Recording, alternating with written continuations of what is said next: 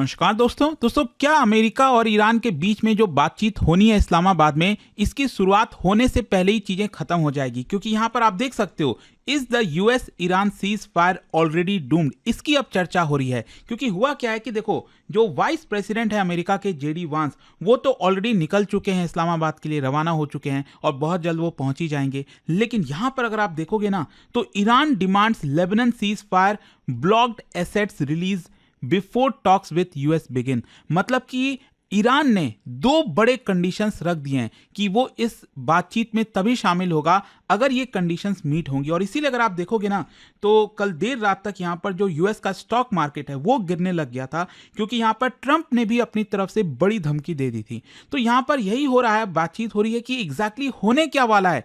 क्या इस्लामाबाद में ये बातचीत होगी? क्या ईरान शामिल होगा? क्या यहां पर कोई शांति वार्ता से कोई बात निकलकर सामने आएगी? चलिए इसको डिटेल से समझते हैं। सबसे पहले देखते हैं कि हुआ क्या है। ईरान ने कहा है कि हम इस ट्रूस नेगोशिएशंस में शामिल नहीं होंगे अगर हमारे ये दो कंडीशंस नहीं माने गए। और ये दो प्री कंडीशंस क्या हैं, समझने की कोशिश करिए। सबसे पहले तो यहां पर ईरान ने यह कहा है कि हमारा जो साथी है लेबनान के अंदर हिजबुल्लाह, उसके ऊपर बॉम्बिंग करना बंद करो। क्योंकि आपने देखा होगा, इजराइल ने बड़ी मात्रा में लेबनान के अंदर, मतलब इनफैक्ट बताया जा रहा है कि आज तक का सबसे बड़ा हमला, 10 मिनट के अंदर 100 से ज्यादा टारगेट्स यहां पर मारे गए। तो एक प्रकार से हिजबुल्लाह को खत्म करने की कोशिश की जा रही है। ईरान ये कह रहा है कि हम अपने साथी का जो प्रॉक्सी है उसका साथ नहीं छोड़ेंगे। तो एक तो आप सबसे पहले उसके ऊपर अटैक करना बंद करो। दूसरा, यहां पर जो ईरान का फाइनेंशियल एसेट है जिसको फ्रीज किया हुआ है अमेरिका ने, उसको इमीडिएटली रिलीज करिए।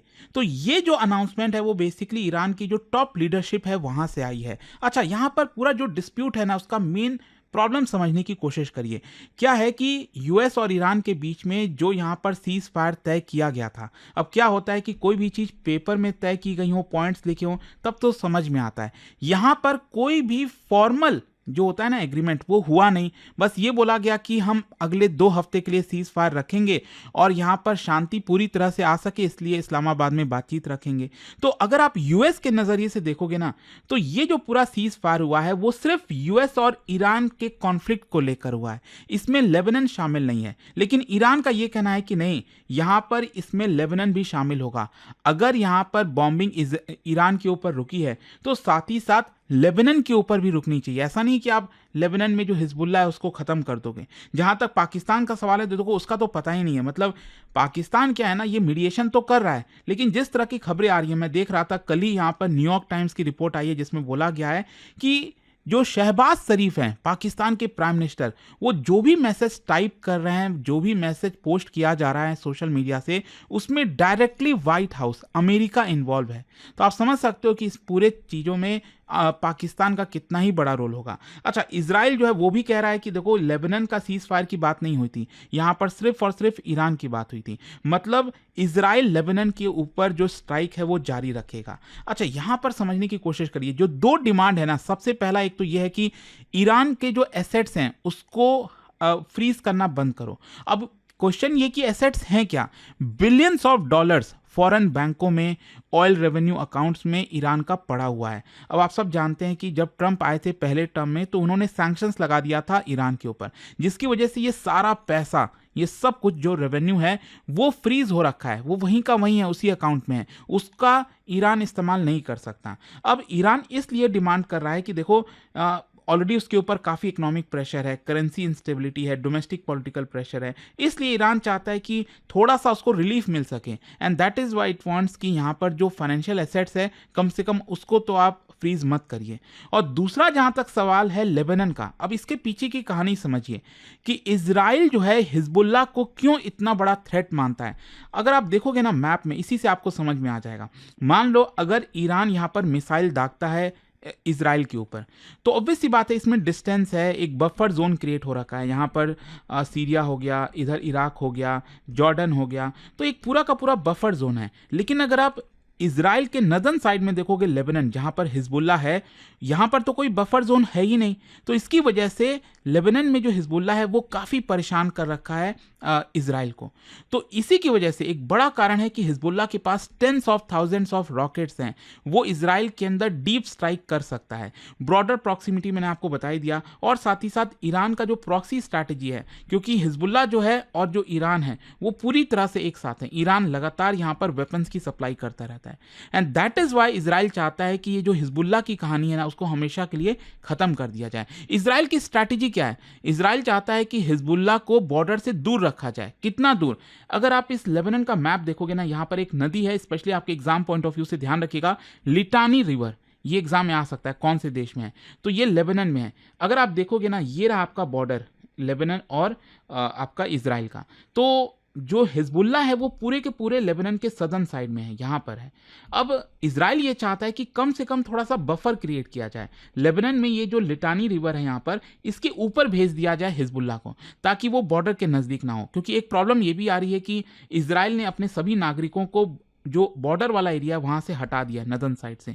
तो इसकी वजह से इजराइल चाहता है कि अपने नागरिकों को वापस से रीसेटल किया जाए, एंड दैट इज़ वाई ये बड़ा सरदर्द है हिजबुल्लाह जो है इजराइल के लिए। और इजराइल इसीलिए लगातार सीज फायर होने के बावजूद भी लेबनान के ऊपर अटैक करता आया है। अब क्वेश्चन ये है कि यहाँ पर ईरान की स्ट्रैटेजी क्या है? देखो, ईरान ये क्यों कर रहा है? ईरान चाहता है कि जब ये नेगोशिएशन स्टार्ट होंगे इस्लामाबाद में, तो वो वीक पोजीशन से स्टार्ट ना करें।